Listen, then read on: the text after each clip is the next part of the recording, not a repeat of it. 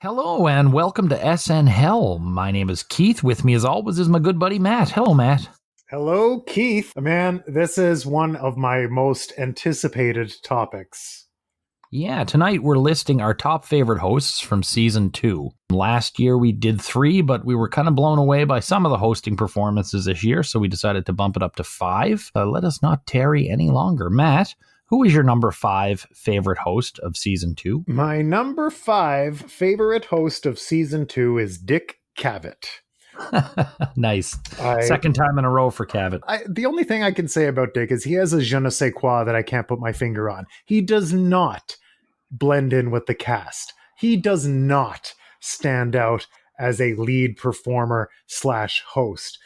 He is one of these anomalous guys that he doesn't fit in and he doesn't carry the show, but there's a magnetism to him, which I'm assuming is why he hosted a successful talk show for so long. Undoubtedly. Yeah, and I honestly can't put my finger on Dick Cavett. I like his delivery, I like his charisma. The way he doesn't fit in is almost a charm unto itself. Yeah. My number 5 might come as a shock to some, and I know I assume in future years he'll go up the list, but my number 5 is actually Steve Martin. Amazing host, does some great work. This year, though, I think his episodes in general, especially the first one, might be overshadowed by some hosting performances by others. I know Steve Martin goes on to be iconic as a host of the show, but at season 2, his first year hosting, it's not there yet. What's your number 4? Steve Martin. Nice. Is my number 4. Not to parrot what you said, but literally everything you just said. And the fact that when I tell people that I do this show, everybody thinks Steve Martin was on Saturday Night Live. And, no wonder. He's doing 2 episodes this season. He ingratiates himself to the cast. He blends in with them seamlessly. He doesn't stand out like that awkward kind of out of place host. He's so adaptable and he's so into it, and it's silly and it's into the show, and it's silly and it's in character for SNL, and silly is not always in character for SNL. He brings that silly that he has into the fold in a way that makes it palpable to the show and its viewers. Do you know what I mean? Absolutely. Yeah, and I'd argue with folks and, those that say, but it's Steve Martin, I would say, look at what we've seen and look at what's coming. There's a lot better coming from Steve Martin than we've already seen. Mm-hmm. My number 4 is Lily Tomlin. I thought she nailed it, much the same way as Martin, where she's like this iconic individual who has hosted the show a few times, not the way he has. But I just thought that her versatility, both her performance as the host and later when she guest starred on Steve Martin's episode, she just did fantastic work. I was really blown away. I was really impressed this time by her, even more so than last season, season 1. Really enjoyed what she gave us. Some of it was her own characters that she brought in, but there's a reason that those characters are memorable and accessible and even adaptable, because they did appear in Saturday Night Live sketches and didn't look out of place the way others will and have in the future. So yeah, Lily Tomlin, number 4.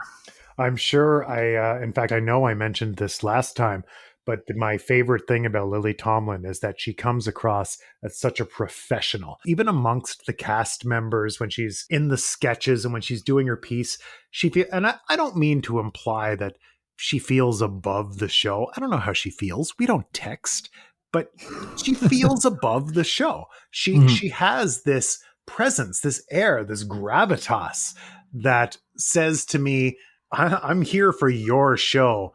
You better recognize that I am here for your show. Yeah. And I feel that when I watch her episodes, and I don't mind it because she is so talented and she's such a good actress. Don't get me wrong. There's a looseness that's lacking that I'll comment on about somebody else soon.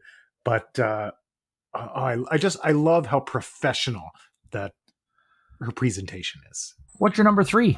My number 3 host of the year is Mr. Jack Burns. Jack Burns is one of the strangest men I have ever seen perform. he is an anomaly.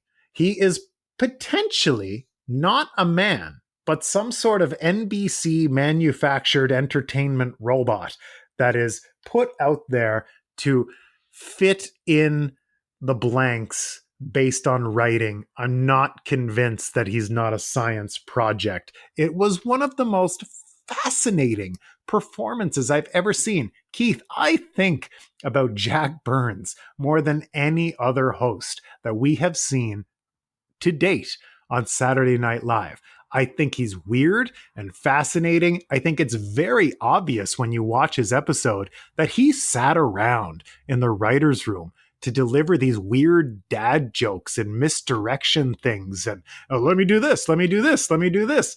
And that people had trouble saying no to him. What a fascinating host. And, you know, these don't always work. Who was that old bastard who couldn't even stand up again? That was Broderick Crawford. Broderick Crawford. That is the antithesis of Jack Burns. Broderick Crawford should not be allowed within 10 feet of late night television. But Jack Burns is the kind of weirdness that I you know, it was the kind of weird comedy that I used to see on Late Night with Conan O'Brien in the late 90s. It doesn't fit. It's weird. And it's so bizarre that I can't take my eyes off it. And that's how I felt about him. Nice. I was watching an episode of Hee Haw the other day just for kicks, and all of a sudden Jack Burns is there. What? My number 3 is a little more predictable, and I went with Eric Idle for number 3. Again, like Martin and Tomlin, he was great, but I just found there were 2 better than him this year. Some of it might be how the show adapts to him, that the show changes. Some of it might be retreads from other shows that are sort of other performances, and even some video stuff that was brought in that kind of maybe softened me on him slightly. I mean, I'm a huge Python fan. Eric Idle's stuff is always ranking towards the top for me. Really enjoyed his work, but no more than number 3, I guess. I love Eric Idle. Eric Idle was, as a child, he was my favorite Python just because he has that long, expressive face. And it's just easy to pick up on what's supposed to be a gag, especially, you know, when I was watching Monty Python as a youngin', I didn't quote unquote get all the jokes, surely, but I knew Eric Idle. It was like he told me when to laugh with his eyes. Do you know what I mean? Yeah. And he still even did that in Saturday Night Live. Yeah. He is so expressive, and I appreciate it so much. Who's number 2? Buck Henry. Oh, wow. Shocking. Yeah, Buck Henry is what I think, like, he is the kind of presentation that I almost feel from Steve Martin, and that, well, first of all, Buck Henry obviously significantly more low-key than Steve Martin. But talk about somebody who blends in with the cast and disappears into the show. It's almost like the show has no host when Buck hosts, because he just blends in with everybody so well. Be it the Samurai. I loved him with Bill Murray in The Shower. He is such a late night professional. And I've always been really fascinated with because, you know, Buck comes, you know, he looks like an older fella. And this is a very rowdy set of not ready for primetime players. And it makes me think about what it was like. I'd love to see the dynamic between him and the writers and the cast back at the time. I do shitty stand-up comedy here in our local city, and I'm the old guy. And it's interesting to interact with the younger crowd. And I wonder if Buck Henry had a similar experience dealing with people in their 20s when he was pretty far from them. Anyway, he's a consummate professional. He knows the show, and that's what really puts him over the fence for me. Buck Henry knows Saturday Night Live, and he knows how to be funny on it. My number 2 was Candace Bergen, the consummate host in a lot of ways for the show. Brings a certain degree of, I guess, class to her characters, but also can, you know, I don't know if they knew her comic chops at that point in time. We certainly got to see it later with Murphy Brown, but Bergen's episode was stellar. a lot of that was on her shoulders, and I just think she did a great job. And number 2, she gets from me. Mm-hmm. Number 1, Matt. My number 1 entry, the reason I hesitated there when you finished, my number 1 is Candice Bergen. Perfect. For everything you just said, Keith. She is such, and I said it a little bit about Lily Tomlin, and I mean it about Candice Bergen too, but Candice Bergen takes it to the next level. Lily Tomlin is like, I'm the professional comedian. Let me come out here and do this. Candice Bergen just comes out as the professional. She feels like a big deal.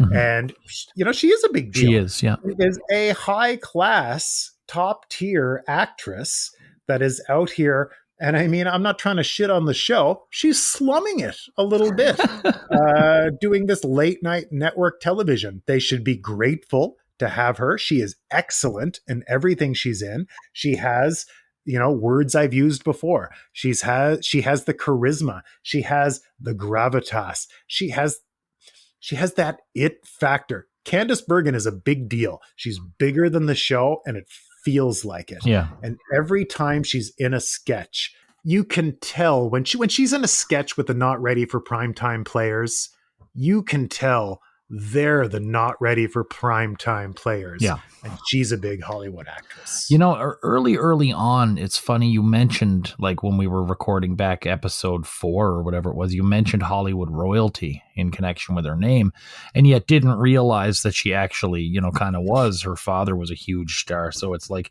she does exude that, but yet she's in the grimy studios at New York, and more than holding her own. More than holding her own, owning it. Yeah. To me, it's interesting. I don't know if interesting is the word that other people would use, but I find it interesting that she really hated the lifestyle of the show. Yeah. And, maybe we would have had more of her without it, but maybe the show is not what it is without it. That's neither here nor there. And that's another episode unto itself.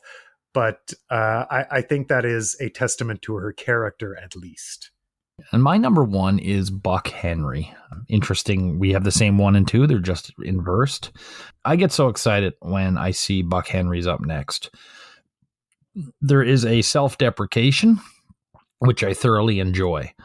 He looks like a fish out of water there. They sometimes present him as a fish out of water, but there's also a certain danger with Buck Henry because we don't know where he's going to go. It's known that he was one host that would do almost everything they asked without question.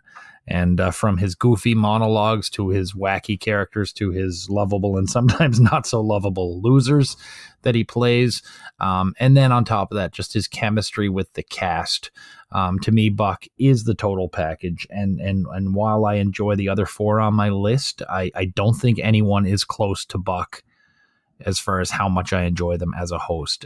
Not yet. There probably will be. Actually, I know there will be, but I think as we go through this, Buck will always remain towards the top of my list as long as he's appearing. And if we ever do a greatest hits of the whole history of the show, Buck Henry will certainly be there. I think you really hit it on the head for me when you say that it feels like he would just do anything. He's very much into the show and a part of the show when he's there. And I think that adds to the unpredictability of it. My favorite Gary Weiss film to this day is Buck Henry shopping for toilet seats in New York. Just an absurdity, a mundane absurdity that was really caught me off guard, that was unexpected. And, good for him for almost dying at the hands of Belushi. You know what I just realized as you were talking to? He's devoid of ego. And I think you put that well when you said he kind of comes out with his hands in his pockets, is a little lackadaisical, like, yeah, I'm here to host the show. It's there's no like, I'm the star. Yeah. It's hey, let's put on a good show with everybody. Absolutely. So, Matt, do you want to run down your top 5 one more time here? Top 5 hosts of season 2? My top 5 hosts of season 2. I wrote them down in an order in which I did not present them, which is causing me immediate dread. But I'm pretty sure my number 5 was Dick Cavett. Yep. And my number 4 would have been Steve Martin. Mm-hmm. And my number 3 The dark horse, Mr. Jack Burns. Wow, I really can't. Jack Burns is hard to get out of my brain, man. Number 2, Buck Henry, and number 1, the queen of early SNL for me, Candace Bergen. Yeah, great list, great list. Mine, Steve Martin, Lily Tomlin, Eric Idle, Candace Bergen, and then number 1, Buck Henry. Very happy with my list. Really happy with yours. Shocked by Jack Burns' inclusion, but I do know he stuck with you. And I also know how much stick with me in my brain matters to us as well. Absolutely. Yeah. So thanks very much. We're throwing up a few more lists. Either they're up already or they're going up over on our YouTube site and over at Podbean, which feeds out to all places you get your podcasts. Subscriptions, likes, follows, comments, all good. Did we miss anyone on our list that made your list for season 2? Did you even watch season 2?